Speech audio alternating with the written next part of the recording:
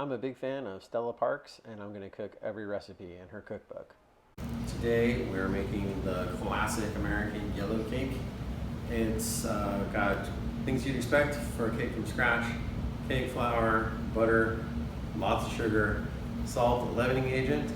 This yellow cake uses just the egg yolks, so that's a little bit interesting. We'll see if it makes for a custardier flavoring. Milk, vanilla extract, which is a nice touch, and then the secret ingredient here is really the potato flour.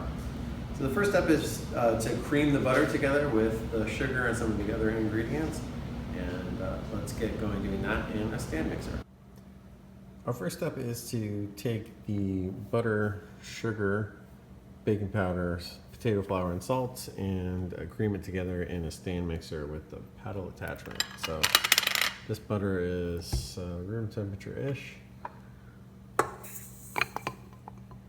In goes the sugar, baking powder, potato flour, and salt.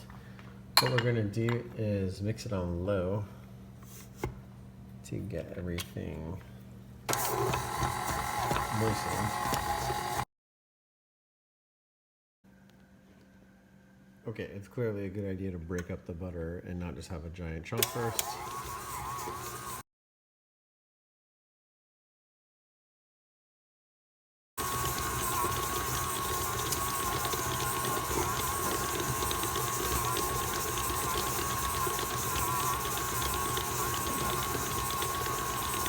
So it's kind of all starting to come together as like a sandy mixture now.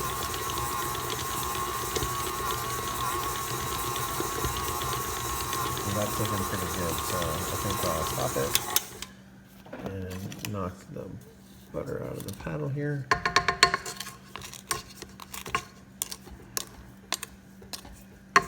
And let it do its magic a little more.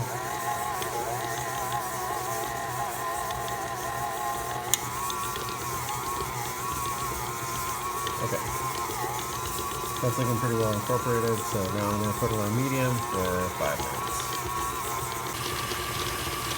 Okay, next step is with the mixer running, add the egg yolks one at a time, and then follow with the vanilla. So,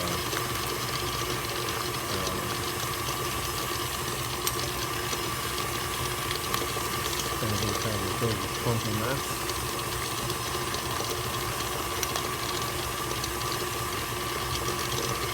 Difficult to do, one-handed while filming.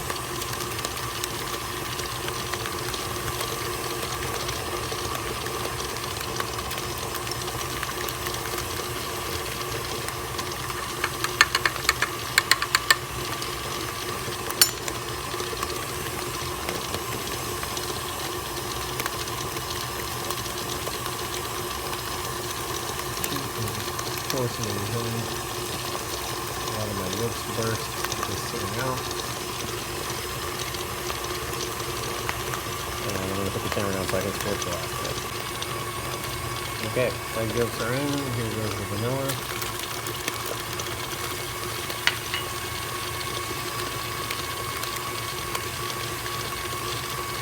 Then we're going to reduce the speed to low and sprinkle in 1/3 of the flour, followed by 1/3 of the milk, alternating between the two.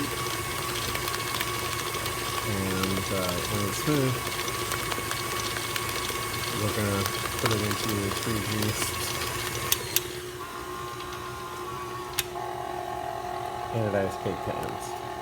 So the flour and milk additions coming up next. Okay, here comes the flour.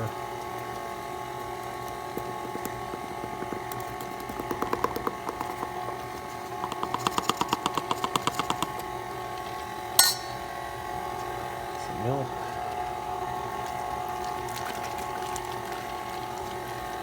I'm not really measuring a third here because that's more than I can handle coordination-wise. Next to the flour.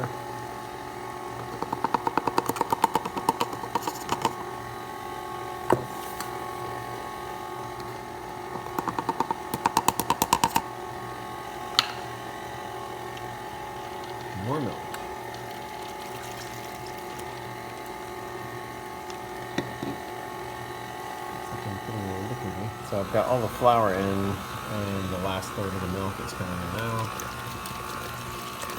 I had scraped down the sides.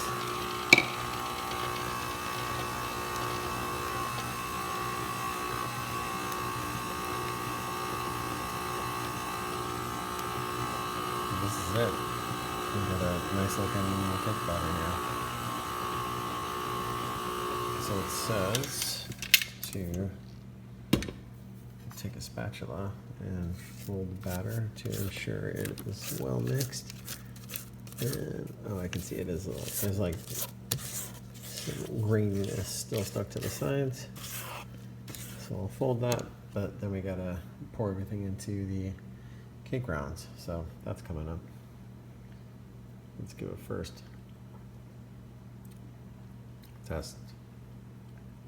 Delicious. Hope I don't get salmonella and you see this. So it's actually not the easiest thing to tell when you put half of the mix into cake ground.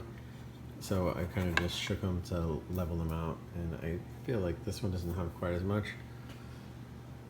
So I probably should just leave it, but instead I feel like maybe I'll make a mistake here and just try to spoon some from the right cake into the left cake.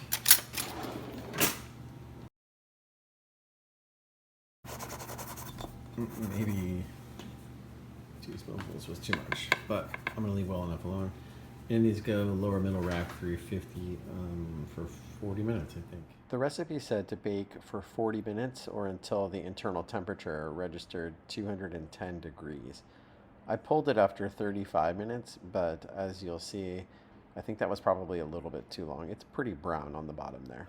In putting the cake in the oven, it said to put parchment paper on the bottom of the cake pan and then grease the sides. And I just greased the whole pan. It turned out it was pretty difficult to get it to release from the bottom. It had browned substantially. Stella Parks also warned me about that too, because I used a 9x2 cake pan instead of an 8x3. And it said it would brown more and wouldn't rise as much, and it didn't rise that much, and it browned a lot, so whoops. But I don't have an 8x3 cake pan. I wish I would have put parchment paper on the bottom, because then I wouldn't have kind of broken the cake getting it out. But that's okay. Nothing a little frosting can't cover up. So here it is. This is the finished result. This is Stella Parks' classic yellow cake with marshmallow buttercream frosting. It was fine. Definitely not as good as the Duncan Hines cake that we also had tonight. It was a little firm for my liking and a little too brown on the bottom. So, I mean, it was a good cake, but I definitely can't say that it was worth the effort and expense, at least in this incarnation. I want to try again with the proper depth cake pan, parchment paper on the bottom, and pull it sooner so it doesn't get as brown, and maybe that'll be better. As far as the potato flour goes, I guess the idea behind that is to make it a little bit fluffier and to last longer. So the fluffy part didn't happen. Again, it was a dense cake, but maybe I'll get a few extra days out of this. Thanks for watching.